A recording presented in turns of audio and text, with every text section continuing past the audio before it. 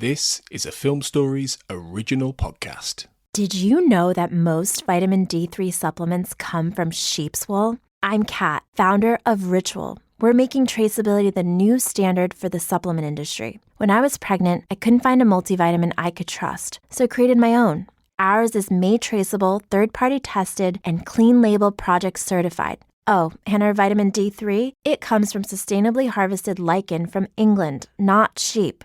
Trace for yourself with 25% off at ritual.com/podcast. We made this. Welcome back, everyone, to the Xcast. The truth is in here. I am Tony Black, one of your hosts, and this is part 2 of my discussion with the wonderful Darren Mooney, talking about the Lone Gunmen TV spin-off. This was split into 2 parts once we went long, and in the first part we covered everything from the conception of the show, the uncanniness of the pilot, and much more about the rest of the season and the cultural space it existed. And we're going to go into some other waters in this one. We're going to talk a little bit more about the finale of the show, the Jump the Shark episode on the X-Files, and get into some great fan feedback. So without further ado, let's get back into the conversation with Darren and myself talking about the Lone Gunmen. Hi, this is Dean Haglund. I'm Langley from the X-Files, and you're listening to the Xcast.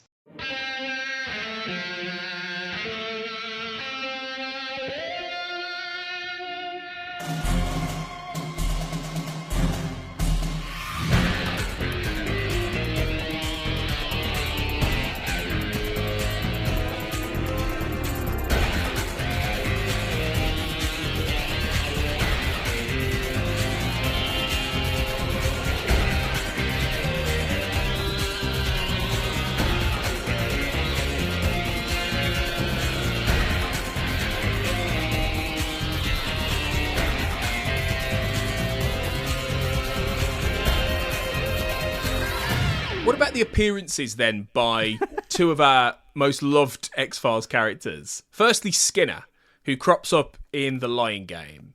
And he has less to do than I thought, given ostensibly it's about Skinner possibly killing someone, although you know that's never going to be the case. I mean, Mitch Pileggi gets the chance to let loose and have a little bit of fun at various points in this. But, I mean, what was this for? I mean, is this just at this stage a real, quite brazen attempt to draw in those X-Files fans, potentially? Well, I mean, that's the weird thing about it. You're only 11 episodes in. By the time you're commissioning this, you don't know that you're in ratings trouble.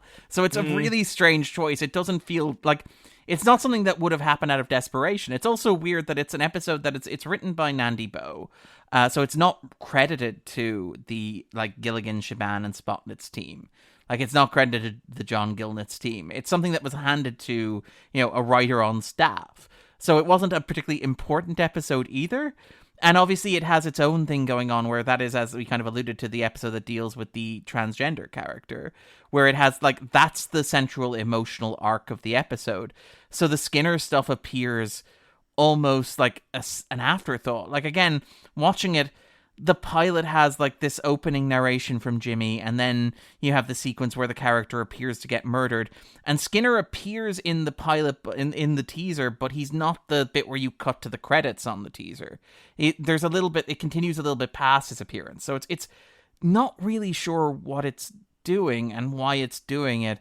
And again, part of me is is this just how television worked back then, where nowadays crossovers are milked for all they're worth? And again, I think those old scientists, the Lower Decks, Strange New Worlds crossover, I think that is perfectly fine as a piece of television.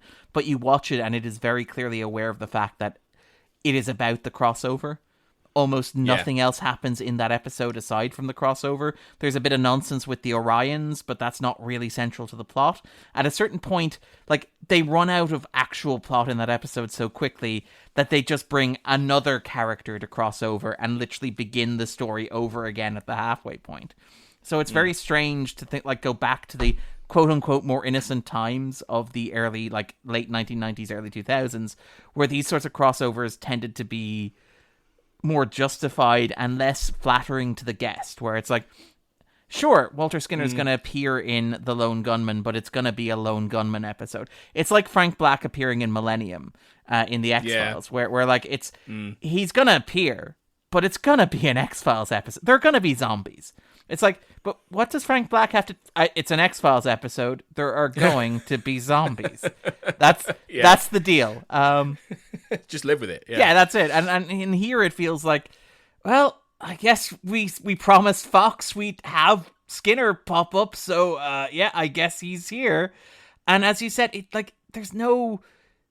It's kind of like you want something like, say, Avatar in the X-Files, where Skinner is, like, convicted of murder and the Lone Gunmen are accused of murder, and the Lone Gunmen are the only people who can prove his innocence. You want a premise like that where, like say, Morris Fletcher in All About Eve, where he is following them around the entire episode. He's in the van with them, he's making quips. Like, that bit where they're like, hey, Walt, and it's like, don't call me Walt.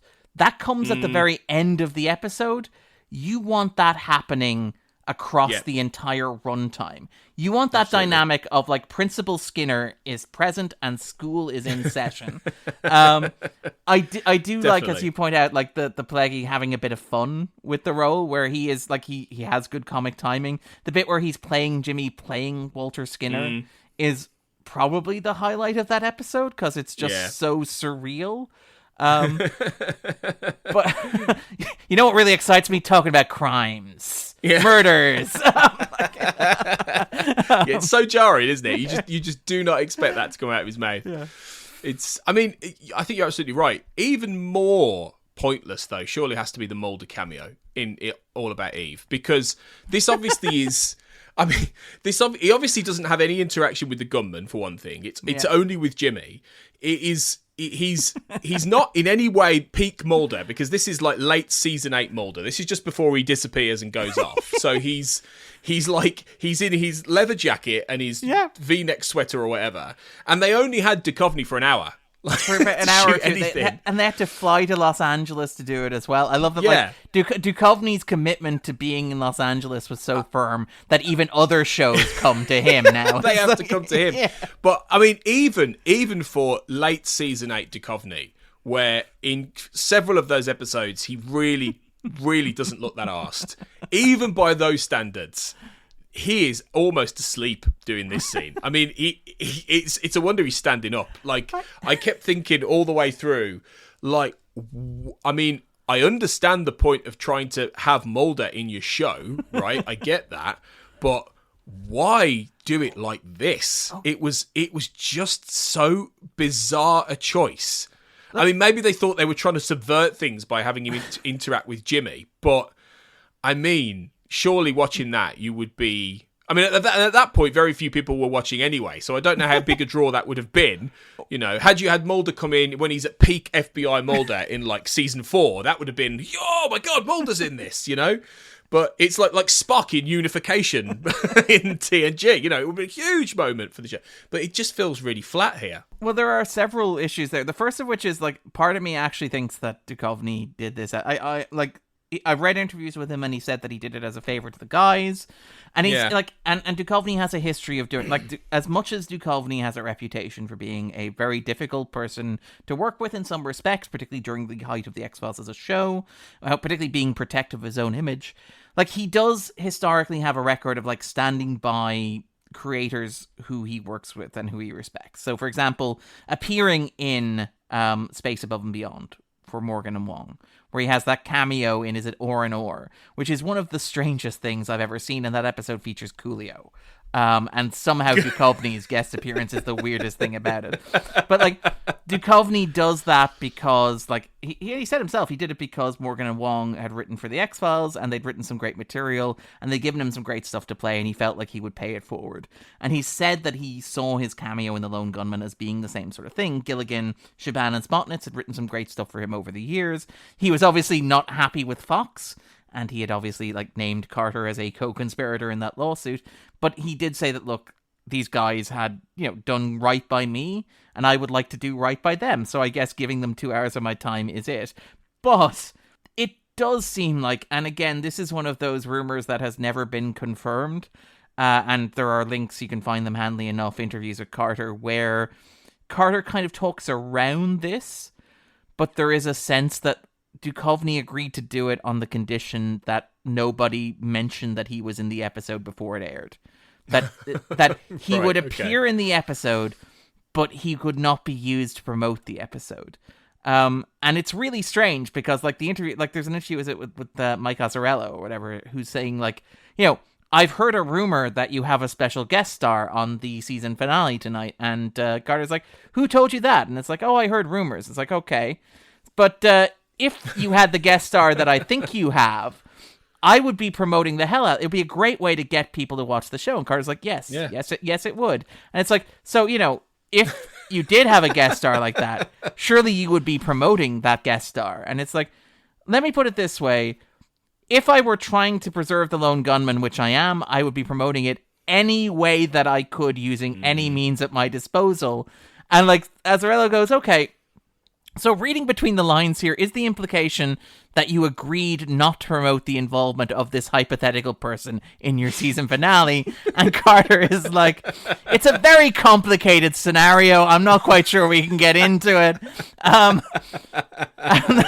then ends the interview with Azzarello going, oh, by the way, so just so we're clear, so the viewers can expect some surprises this evening. And Carter goes, yes, they can.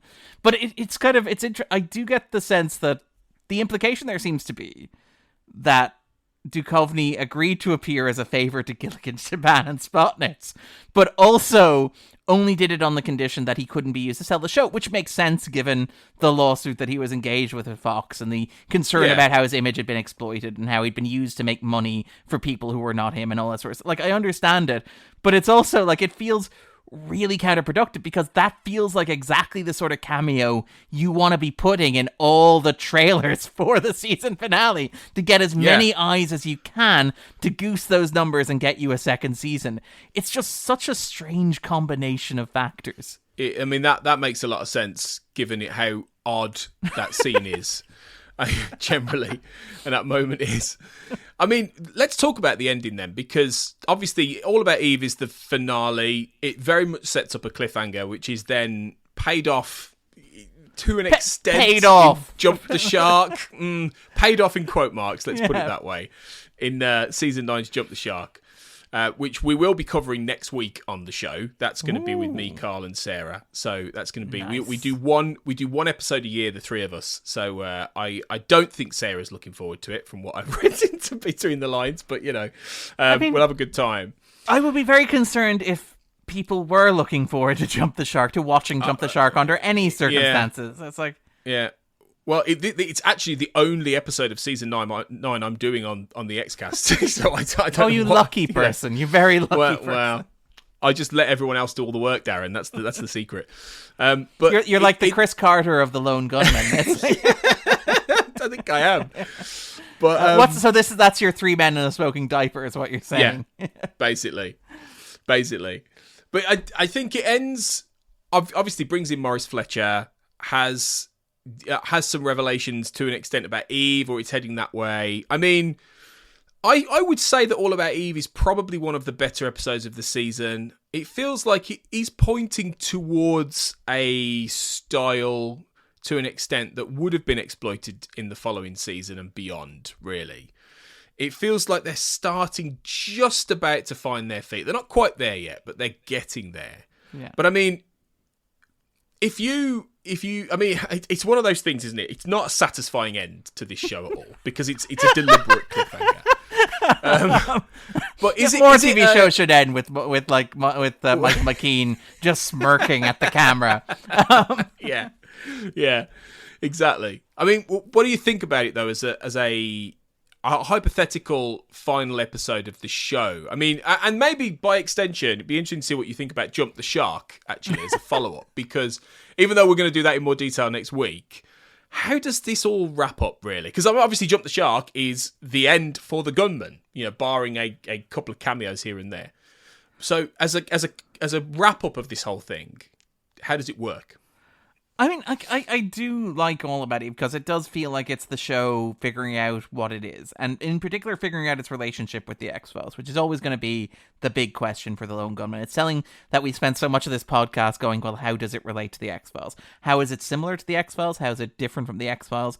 And like, even from the outset of All About Eve, like where the teaser is the show very consciously spoofing Within and Without, the 8th season premiere of the X-Files, where I believe they literally imported the same chair to Canada. It got stopped by customs, that Mulder was kind of tortured in at the start of the 8th season of the X-Files, and they put Morris Fletcher in it as well. The sight of Frohickey like ramming the probe up Fletcher's nose uncomfortably, which is obviously a very specific riff on a sequence from Within and Without. Like, it does feel like the show is having fun with its relationship with the X-Files, where it's not I liked all that. beholden to it. Yeah.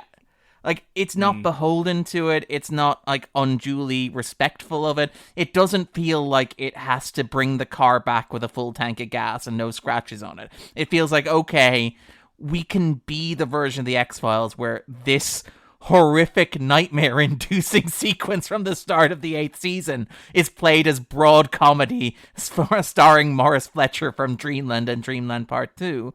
And again, it's that thing where Fletcher somehow proves to be the perfect foil for the gunman, where, like...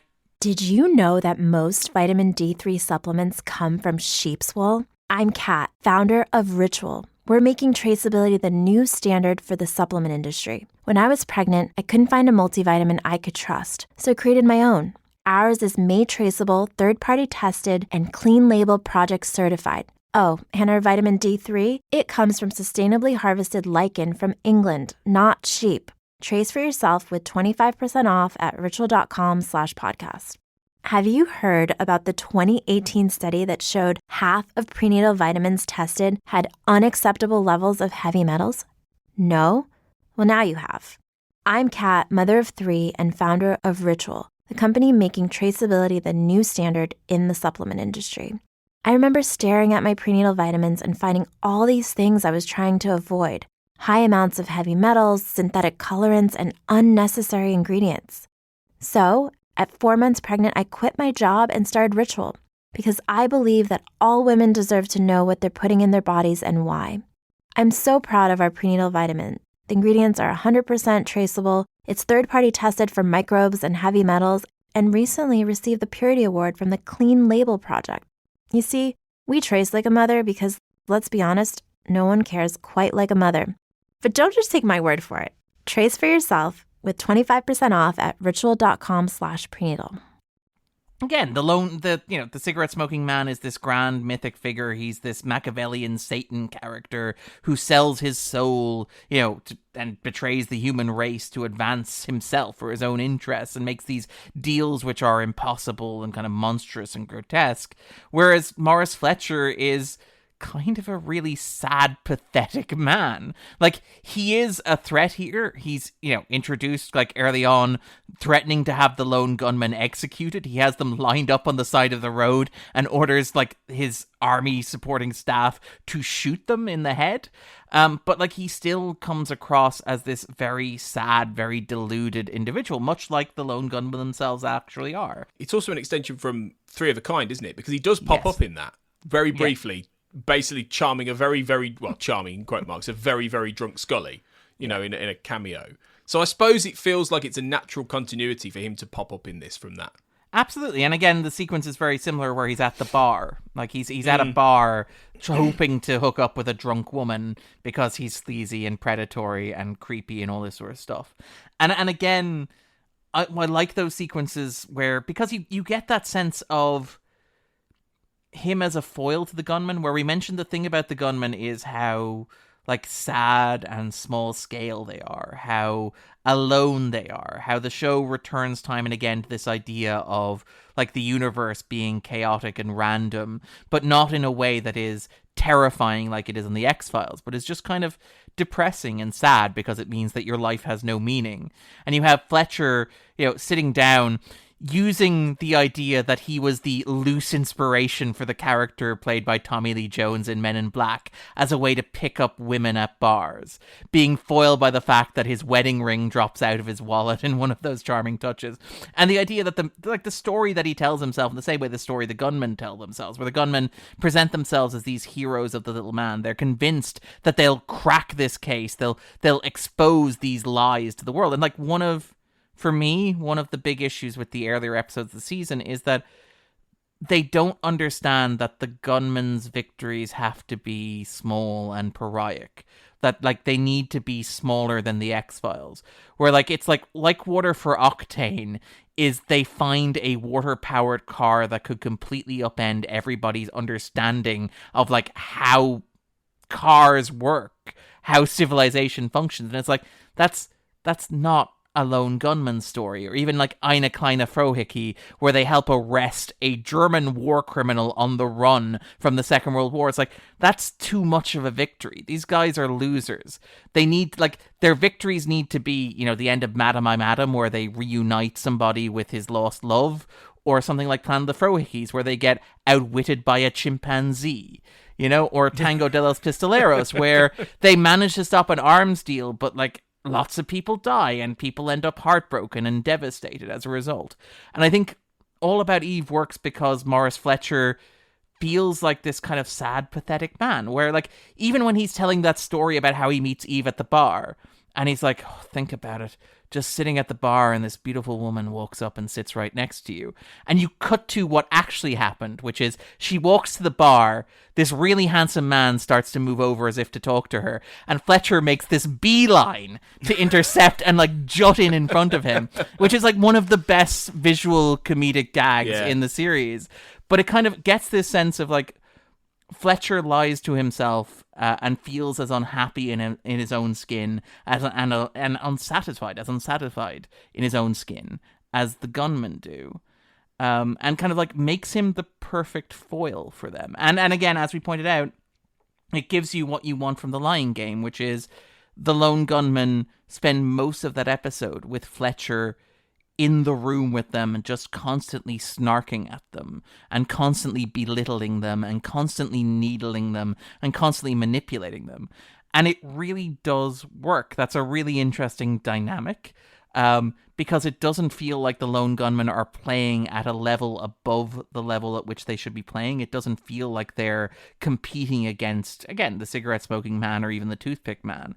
It feels like they found a nemesis who theoretically should be at their level, but is also somehow able to completely outclass them because their level is so far below what they think it is. And I think it works. Like, I really like that episode. I find it really charming. And the fact that it builds to that sequence in which they break into the vault, which, as you pointed out, is, you know, obviously it's alluding to Memento Mori, the funky poaching sequence, but also evokes, like, just 3 words kind of earlier in the 8th season of The X-Files. But the fact that they're doing that without Mulder, they're doing it on their own, and it backfires so spectacularly. It's like they try to do this thing that you have already seen them do twice with Mulder, but doing it by themselves, it literally blows up in their faces. I think that's a really clever, really funny touch. And I think they talk in the commentary about how their resolution to that cliffhanger would have been to have Jimmy, Eve, and Kimmy the Geek have to work together to basically get the Lone Gunmen out of that crisis, out of that situation. Which I think is nice. Like, I like that episode a lot. Obviously, it's incomplete, and obviously it is deeply frustrating, like any show that is cancelled on a cliffhanger. But it is the episode of the show where it's like, I would not mind watching another one after this.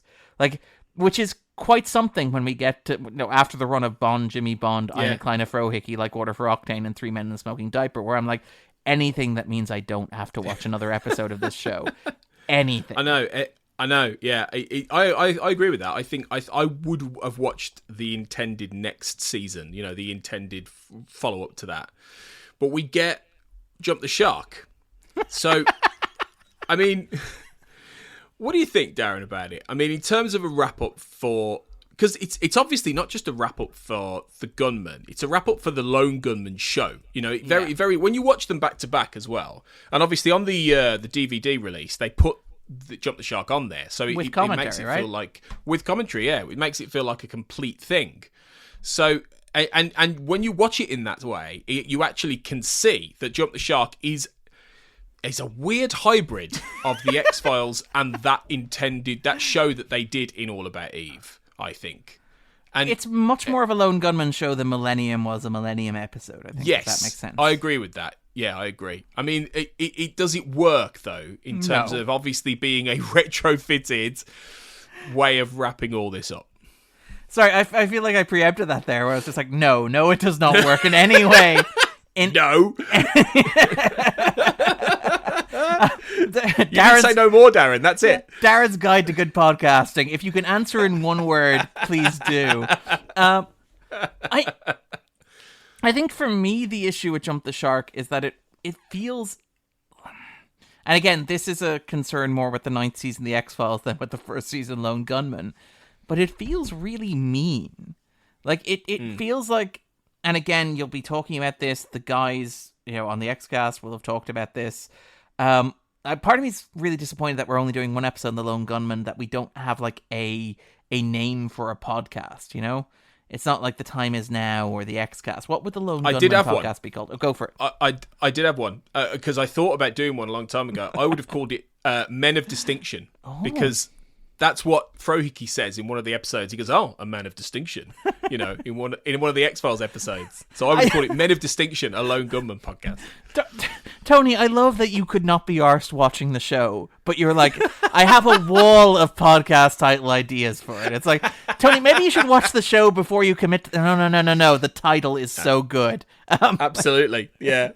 But like, with the 9th season of The X-Files, and again, people will cover this on the X-Cast, there is this tense relationship that exists between the writers and fandom, where, at the time, the X-Files fandom is starting to get riled. And, like, to be fair, justifiably so, understandably so, that is not a great season of television. I say as the world's premier season 8 defender.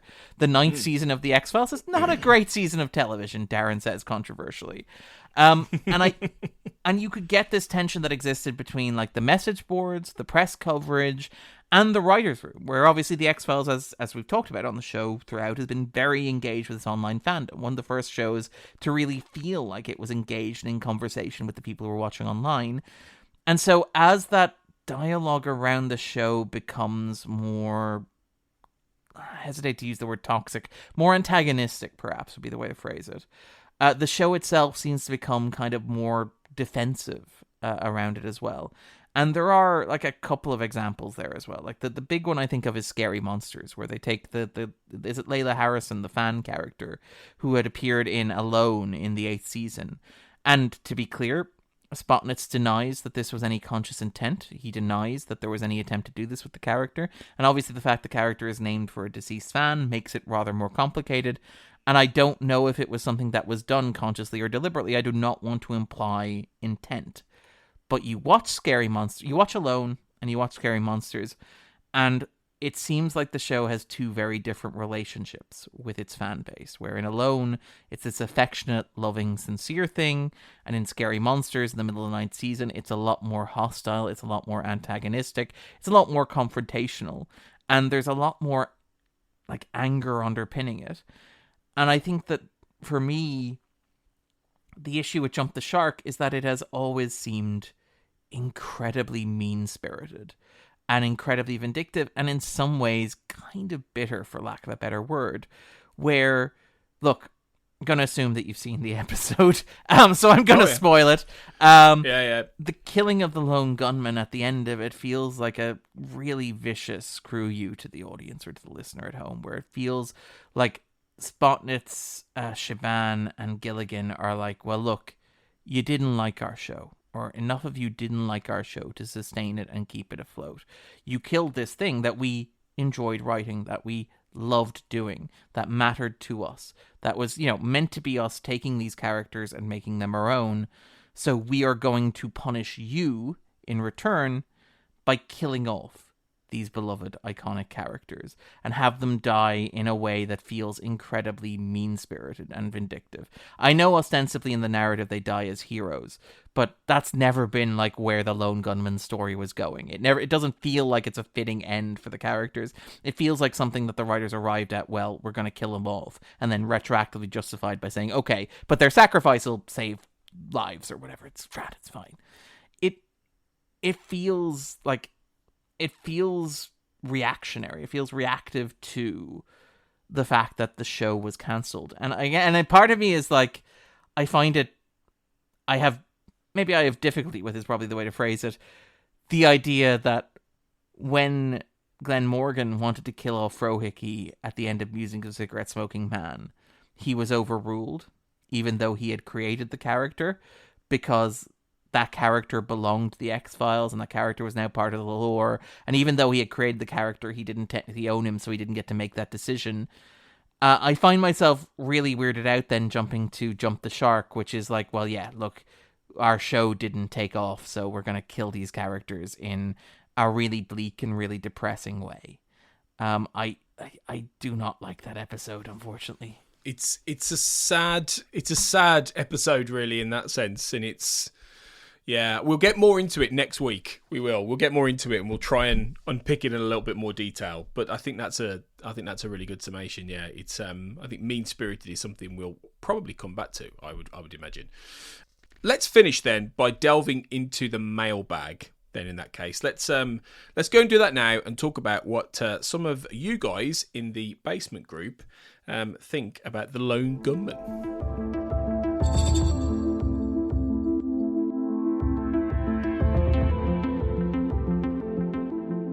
We had some good comments here. We had some really good comments, and I think some of them tracked Darren with some of the things we've said over the last hour or so.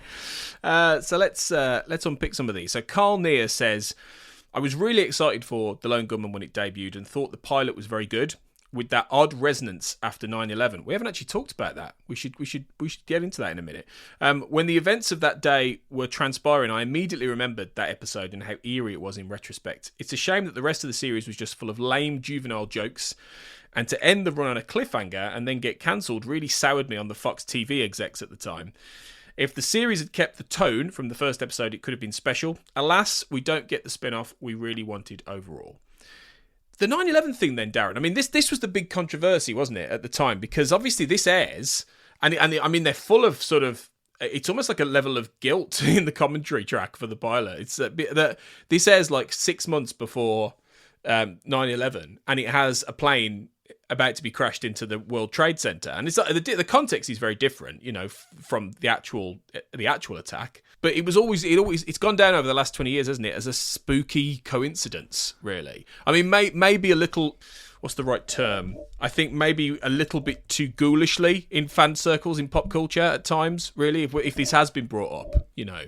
But I do think it's quite a fascinating, strange coincidence, isn't it, really? It is, and I mean, again, we should note that there's a long history. It's not like this idea kind of came out of nowhere, that like this was the first piece of American pop culture to latch on the idea of using a plane as a missile. Obviously, the kamikazes of the Second World War are a fixation in American popular consciousness. There are, plenty of other kind of movies and TV shows and books that have dealt with this idea before. It is the specificity of it being the World Trade Center and the specificity of it being part of like a military-industrial complex plot to spur arms sales. And again, the fact that it airs just 6 months before ends up kind of turning it into this hotbed of kind of conspiracy theory nonsense where, it is kind of ghoulish and uncanny. I think like on the commentary, you point out they sound apologetic. I think Spotnitz has said like, after he heard the news, after kind of recovering from it, one of his first thoughts was, dear goodness, I hope I didn't put anything out into the world that gave somebody the idea to do this. Like, I really hope that, the hijackers didn't watch our show and get the idea from us to do this. And it turns out, obviously, they didn't, to be absolutely clear. But it's one of those things that is deeply, deeply, deeply uncomfortable. And, like, that's kind of the thing that I find interesting about, like, the X-Files and the Lone Gunmen with the kind of conspiracy theory stuff, where, obviously, And I think Ingu Kang wrote a really good piece for Vulture around about, say, 2016, 2017, around the time the revival was coming back, and around the time that Donald Trump was elected president, and around the time that you started seeing conspiracism really kind of enter mainstream American pop culture, and talk about how difficult it was to watch The X-Files now in the age of QAnon, for example, to pick a very obvious, very frustratingly mainstream example, of how hard it is to... Like, it's kind of interesting that, this happened immediately with the Lone Gunmen, but has arguably kind of retroactively spread to the rest of the X-Files, where it is, I think, at times, going back and rewatching episodes of the show, which I still love, I still think is a tremendous text, still absolutely adore, still think has some of my favorite episodes of television ever, but I would be lying if I didn't say that rewatching it in 2023 is very different from rewatching it in 2015, which is when I wrote the reviews of it, or rewatching it even in 2016, which is when I was kind of finishing up my review cycle. It does feel a bit more uncomfortable, and it's kind of interesting that obviously the Lone Gunmen felt uncomfortable on September 12th, 2001, whereas the X-Files feels uncomfortable in like 2017 through 2023. But it's an interesting kind of broader thing for me, where the way I felt about the Lone Gunmen when I was covering it for those reviews is very similar to how I feel about a lot of the X-Files now, which is it's entirely innocent. It's there's no malice in it. It was not intentioned, but it is through no fault of its own entangled with this broader cultural context that came after it was written, edited, produced, and broadcast, that kind of casts a pallor over it. It's hard to explain, and it's hard to articulate without sounding like you're completely insane, but it is something I think about. No, absolutely. 100%, yeah. Ronald Wilson says, in other circumstances from other writers, it could have maintained a consistently cool spy-fi air with a healthy mix of the comedy and the suspense/mystery, and maybe gotten a full 2 seasons. But no, someone's... somewhat brackets S, presuming more than one person, kept dialing the comedy up to 11 on most scripts, so they burst like so many balloons full of hot air. It's too bad that waste was permanent in terms of the 2 new characters, when the frustrated writers decided to just kill them off in their next X-Files appearance. Weirdly enough, though, the IDW Comics early version of Season 10 postulates that they faked 3 exclamation marks after faked their deaths and established a wild and crazy massive super sophisticated tech base underneath Arlington Cemetery. And in another mega crossover IDW miniseries, they died all over again and extra gruesomely. Now, I don't remember their second death, but I definitely remember the Season 10 comic where they end up in a base under the... Oh, that was the Joe Harris run, wasn't it? The one he devised with Chris Carter before the revival. That very promptly became decanonized the moment that Fox said, we'll give you a bunch of money to make this on screen. Yeah.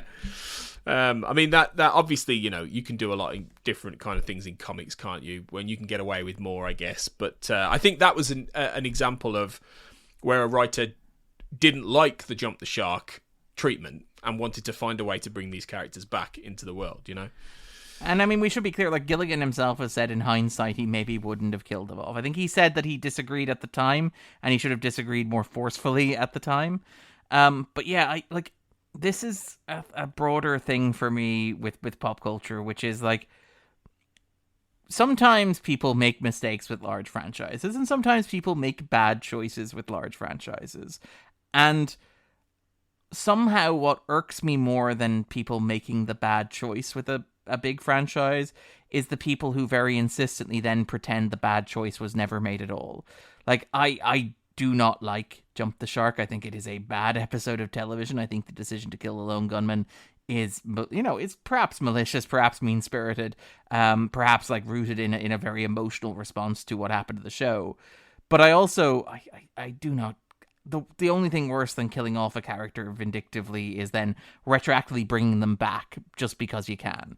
I do not care for that either. That was one of my big issues with the Joe Harris run, was the everybody is alive again aspect of it, where I was like, I like the run in general, but it's like I don't need more Krychek in my life. I love Krychek. I feel like I've reached maximum Krychek, to paraphrase the title of the Lone Gunmen episode. Well, I'm surprised that wasn't the name of the comic. Maximum Krychek. Maximum. That would... Come on, give me a 6-episode miniseries, IDW. I know they've lost the license, but give me tell me you wouldn't read the summer event Maximum Krychek. Maximum Krychek would absolutely read that. It's like that Lone Gunmen crossover as a conspiracy where they cross over through all the IDW series, so like Transformers and Teenage Mutant Ninja Turtles. Give me Maximum Krychek, where Krychek just kind of like betrays his way across all this IDW shared universe stuff, where he like messes with Shredder. Come on, tell me you don't want to see him double cross Shredder. Although I have to say, and this will be of particular interest to some of our listeners, but I think there was an episode of the Davy Train called Maximum Dave Krychek in, I think it might have been season 6, so it it's already been done, Darren. Damn it! I forget the plot, but I'm pretty sure Matt Latham will know. But Chris Henry says, never had much of a problem with this series. It was entertaining in parts, silly and over the top in other parts. Refused to believe that no one can watch Planet of the Frohickeys and Diagnosis Jimmy and not be entertained. Well, I think we were entertained by Planet of the Frohickeys, but I don't know about the other one. Rutger Wimenhove, apologies if I've mispronounced your name, says, I wish it had that real suspense element to it. The non-myth arc conspiracy elements of X-Files plus the Medeski arc proved that it actually could have been done. Obviously, that's a reference to Suzanne Medeski, who's the love interest for Byers in Unusual Suspects and Three of a Kind. And yeah, we've kind of talked a little bit about that, haven't we, really, I guess. Well, yeah, the sadness of it, like the idea that it should have been sad, you know? Yeah, exactly. That pathos, absolutely. Adam Silver, regular contributor to the boards and the show, says, I initially had high hopes for the show because I thought the Lone Gunmen-centric episodes in the X-Files were quite good, and I even had my own website dedicated to the spin-off. I didn't know that, Adam. I wonder if that's still going. Unfortunately, they way overcorrected from the pilot, which they felt was too much like the X-Files, though some of the dated and silly comedy was already present, and it became mostly farcical. Towards the end of the season, particularly with the finale, they started to try and find the right balance between comedy and drama, but by then it was too late. Similar to kind of what we've said. Andrew Levitt says the pilot and All About Eve show solid potential for the series, but most of the remaining episodes are too goofy and feel like wasted potential. There are a handful of other episodes I enjoyed, like Diagnosis Jimmy. Again, maybe we just don't get maybe that we're one, wrong. Yeah, maybe we're wrong. And the Tango episode. I thought it was unbearable myself. Yeah, because it's poaching. Bears, huh? You went there. It's got to be done. Sorry, that pun got a bit of a cold reception. There were even some genuinely funny moments across the series, but overall it feels like a real misstep in what the series could have been. Some positive from Nikole Wilson-Ripsom, who says, I really loved it. I loved that it was so different from the X-Files and highlighted the goofiness of the trio. My husband and I still laugh about Langley hawking in the golf bag. To be honest, right, it was funny because they talk on the commentary, don't they, about how they tested that episode and it tested really badly. Vince Gilligan, I think, talks about that people hated the Langley thrown up in the golf bag. And I won't lie, I did laugh. But I do like a bit of physical comedy sometimes. It was the sound effect, wasn't it? If I remember correctly, like the point of the comedy was they were told to tone down the sound effect of him retching. Yeah. I love the backstory on the characters, particularly Frohickeys dancing and Langley's youth. And Jimmy, he was a hoot. I was crushed when it didn't get a second season, and I've rewatched my DVDs of the series several times over the years. Well, that's nice, Nikole. I'm glad you enjoy it in that way. And I think the flashbacks to the young. That's in the like Water for Octane. Yeah, and then you get a bit of Jimmy, don't you? In Captain, you get a bit of Langley in the Captain Toby show, don't you? As well. Yeah, where he falls down. Yeah, again. And that was again. That was something that I think the X-Files kind of only really did in very oblique fashion, didn't it? You know, when you'd see young Mulder or young Scully, it was either a dreamy kind of sequence or it was something about the, regression hypnotherapy and thing. You never really had flashbacks in that sense like you do here, really. I suppose that's something they try and input. Well, that's I think that's the classic TV influence, where like the X-Files was much more cinematic in its storytelling, much more atmospheric, much more moody. Where like again, you mentioned those flashbacks, the Samantha abduction sequences are great examples of that, where it feels more again you're doing Close Encounters, you're doing Spielberg, you're riffing on that kind of iconography, whereas here you're just doing classic television flashbacks, which are like young Sheldon What if the character, but a child? What if Frohickey looks exactly like he does now, but he's a child? Which is... Yeah, and again, we haven't really talked about it that much here, and this is probably too late to bring it in. I do think one of the challenges facing the show is differentiating the three and finding a role for the three, where I think they manage it for Frohickey and they manage it for Byers, where Byers is the heart of the group. He's the emotional core. He's the character who has the moral compass. And I think they very cleverly focus on the idea of Frohickey as the older one of the bunch, although he seems to have gone to school at about the same time based on the teaser for like Water for Octane. I'm not going to ask too many questions, but he is very much like the father figure to Byers, where in the pilot, he's the one who talks to Byers about his father, or in The Lying Game, he has this wonderful tender moment where he like creases or kind of smooths the collar of Byers' suit, for example, and kind of tries to talk to him about what Byers is feeling sorry about. I do think they struggle a bit with Langley. I don't know that they ever figure out like what Langley's kind of angle is on the show. What distinguishes him from the other two gunmen, aside from the retching, I guess. Yeah.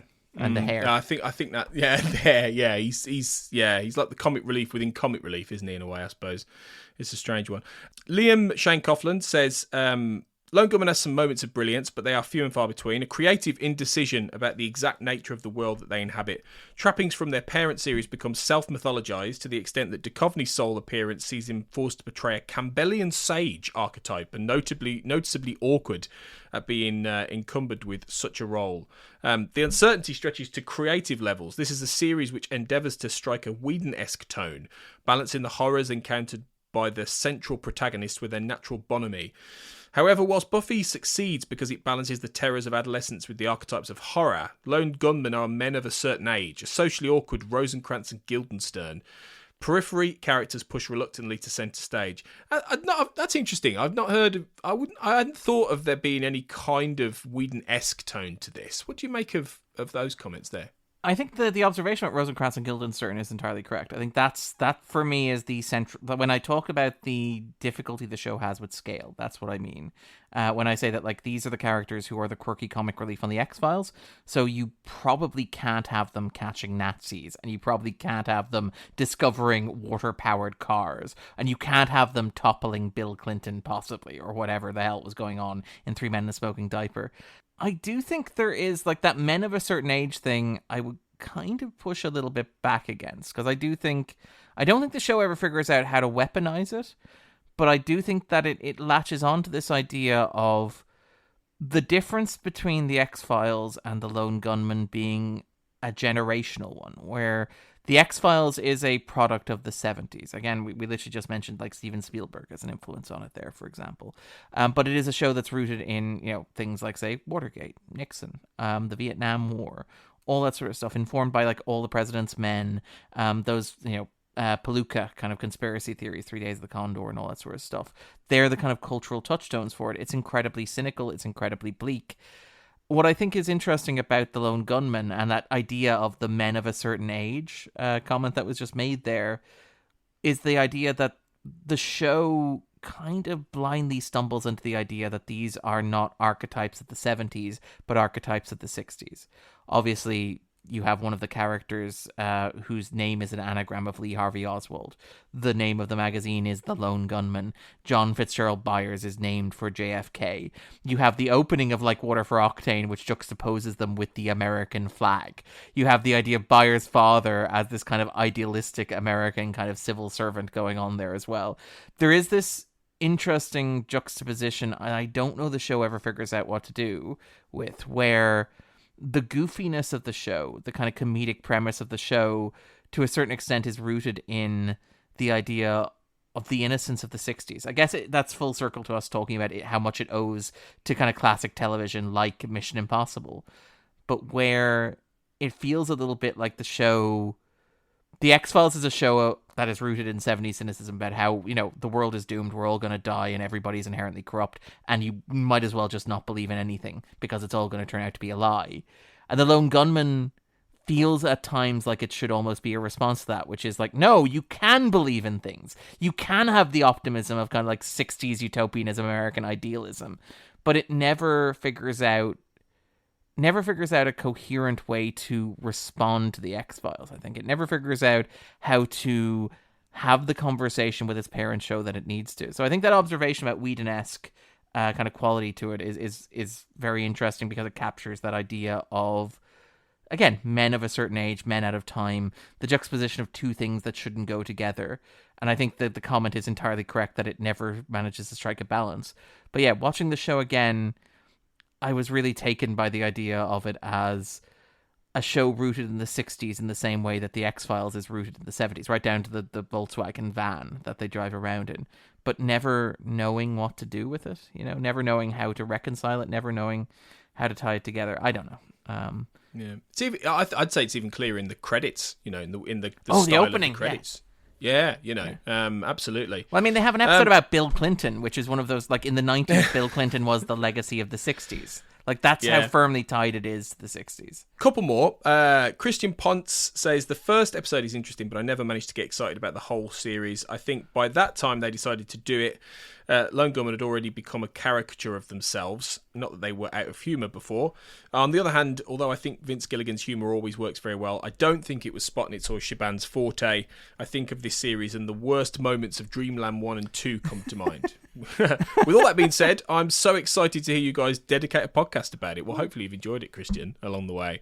I think interesting the comment there about Spotnitz and Shiban and it not being their forte. I mean, they're not known heavily for comedic stuff, are they? So look, Shiban's 2 solo credits this season are Eine kleine Frohicke and Diagnosis Jimmy, and I know in this comment section we have agreed unanimously that Diagnosis Jimmy was a masterpiece of television that neither you nor I fully understand, Tony. Yeah, but I do think that, like, Eine kleine Frohicke makes a case for it. I do also think that Carter writing 3 Men in a Smoking Diaper makes the argument that, these were maybe not the writers to be trusted with writing a 40-minute comedy. I do think that for myself, and again, I'm getting the sense, given that none of these episodes have been mentioned by any of the other people in the comments, but I do like Thomas Schnauz, who is obviously a friend of Gilligan, a somebody who studied with Gilligan, and obviously went on to work with him on Breaking Bad and kind of Better Call Saul. I do think Schnauz's 2 scripts, which are Madam I Madam and Tango de los Pistoleros, they are much better for me at comedy than pretty much any of the Shiban or Carter scripts over the course of the season. I think that's a good observation. I mean, Schnauz has really gone on to be an excellent writer, I think, in subsequent years with these shows. But yeah, interesting.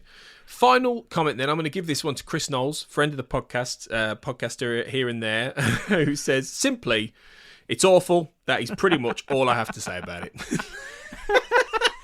Now, I'm sure Chris could do reams of essays on this, and they'd be fascinating.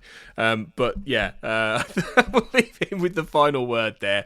But sorry if we didn't get to your comments, guys. Thank you so much for all the ones you did give us and your thoughts on this. It's been very interesting reading there.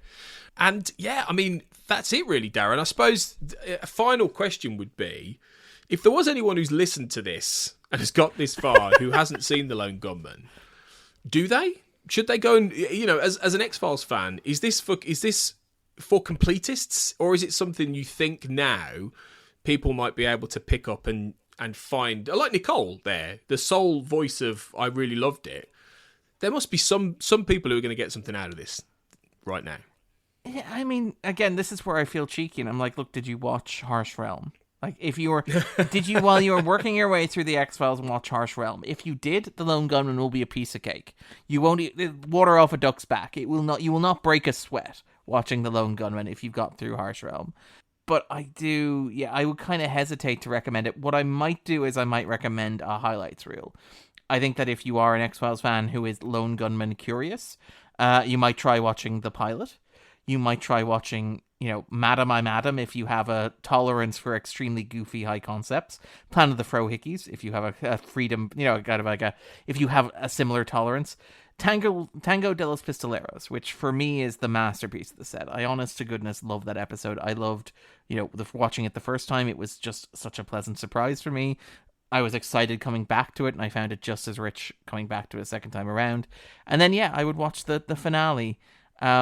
So yeah, that's 4, maybe 5 episodes I would recommend of 13. So, I mean, and again, as we said at the outset, look, how many television shows open with a very strong set of 13 episodes? How many television shows come out of the gate feeling fully formed? Even The X-Files, which is a show that we love.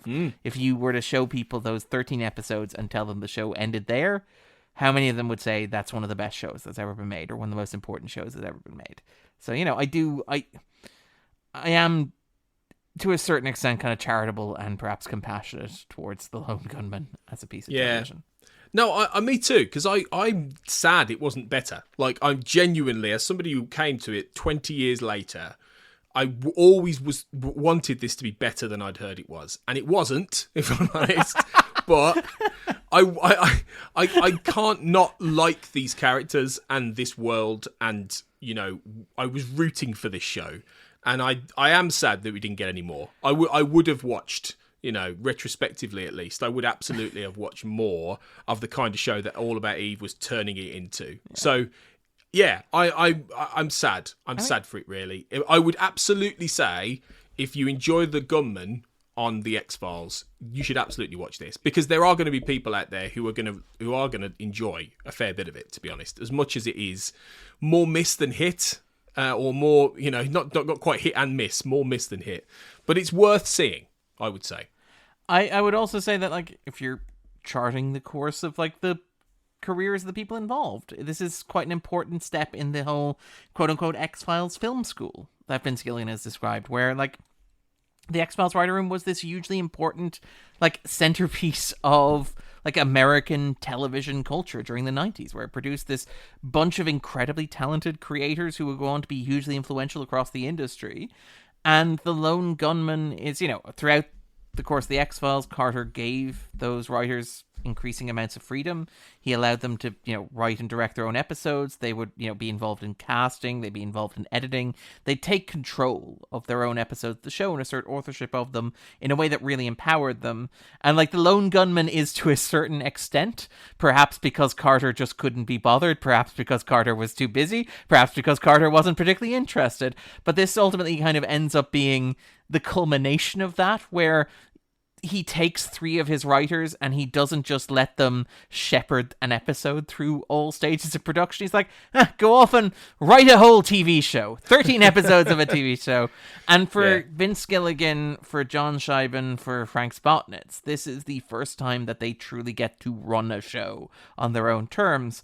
And, Scheiben is maybe, a questionable case, but I think in the case of both Spotnitz and particularly Gilligan, that has hugely influential implications for, American pop culture and American television in general. So it's at least a curiosity in those terms, I would contend. Yeah.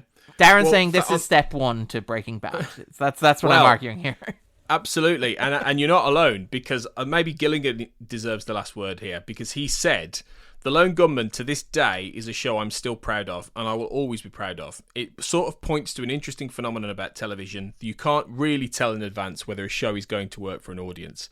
I would hold The Lone Gunmen up against anything that I have done before or since. Now, given he does some of the greatest episodes of The X-Files, for one, and then he does Breaking Bad and Better Call Saul, 2 of the greatest television shows of all time, that's quite a statement.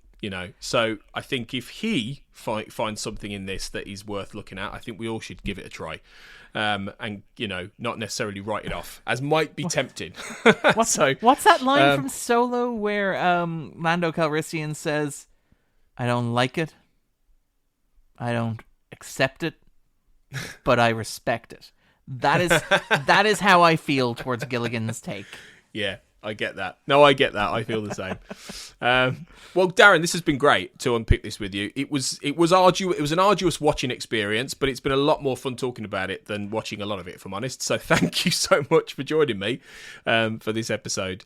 And you'll be back, I'm sure, on the Xcast talking. I know you've done some season 9 already, but I'm pretty confident you'll be back talking. I guess you're on for the truth. It wouldn't surprise me if you were on for the truth. Okay. But we'll see. We'll see. That's not my purview anymore. That's down to the other guys.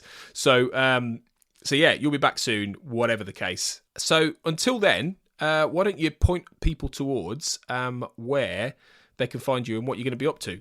All right, so yes, as this is coming out in mid to late October, I co-host a podcast called The 250 with my good friend Andrew Quinn. We recently had Tony on talking about Indiana Jones and the Dial of Destiny, completing our Indiana summer season with an Independence Day special.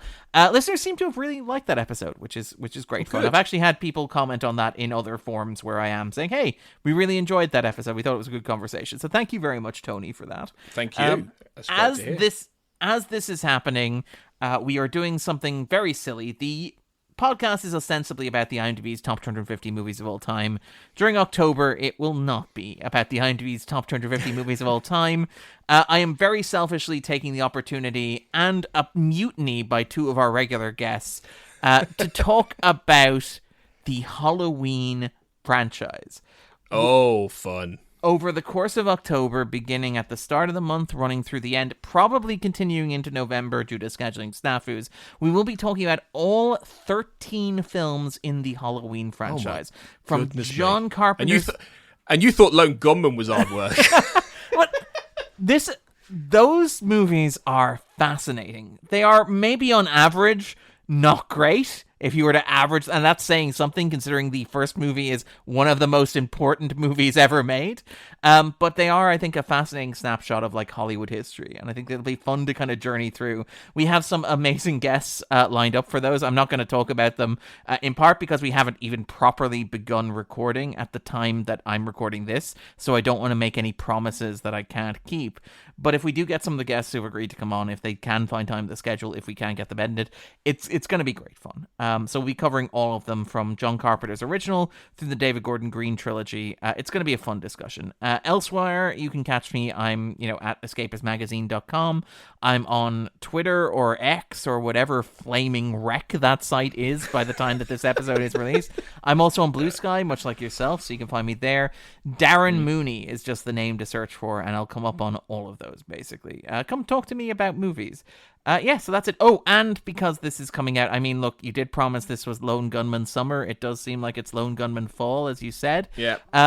I will have, by this time, published a retrospective looking at the 30th anniversary of The X-Files for the Irish Independent. It's a big feature. Oh, wow. We're really hoping that people will react to it, that people will enjoy it. It's a project that I'm a little daunted by, where it's like, take this thing that you've written a book about and then also put together a definitive history for, Ireland's second largest broadsheet newspaper. So no pressure whatsoever. That's amazing. I'm very excited for that. That's fantastic. Well done. I am excited. I am enchanted and terrified, to quote, is it Hannibal? But yeah, so You'll knock it out the park. Don't worry. You will. I think you mean I have knocked it out of the park, Tony. But yes, of course. I really loved it. It was a very well-researched piece. I thought all the arguments that I made were convincing and coherent. But yes, you can check that out. A quick Google of my name or Irish Independent and X-Files will bring that back for you. Check it out. Let me know what you think of it. And thank you, Tony, for having me on. It's been an absolute pleasure. It always is. Absolutely, same. Can't agree more. Wonderful. And do check out everything Darren's doing, guys. If you want to check me out, you can find me at Linktree, linktr.ee/AJ Blackwriter.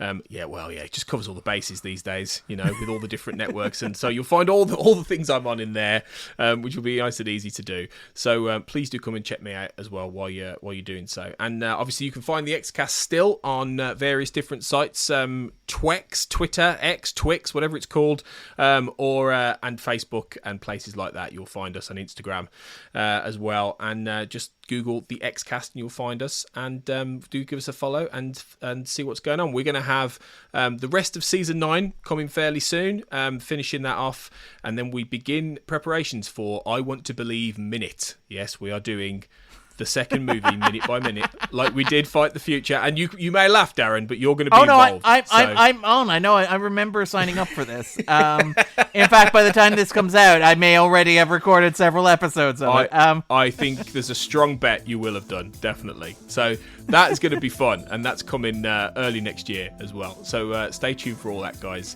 And thanks for listening. As always, thanks for your comments. Thanks for your support. And remember, trust no one. The Xcast, an X-Files podcast, was created by Tony Black and is produced and hosted by Carl Sweeney, Sarah Blair and Kurt North. You can find the podcast on Twitter at the X_cast, on Facebook by typing in the Xcast, and in our group, X-Files Basement, the Xcast podcast fan group, and on Instagram at the Xcast pod. Don't forget, you can support the show by becoming a member on Patreon. Our patrons get early access to episodes, behind-the-scenes chats with our hosts and a thriving community of X-Files, and other premium interviews and specials. To find out more and subscribe, you can go to patreon.com/thexcast. That's patreon.com/thexcast. We are also part of the We Made This podcast network, full of popular culture shows, including our Millennium series, The Time Is Now. You can find all of our shows at our website, wemadethispod.com, or via Twitter at wemadethispod. Thanks for listening and keep watching the skies.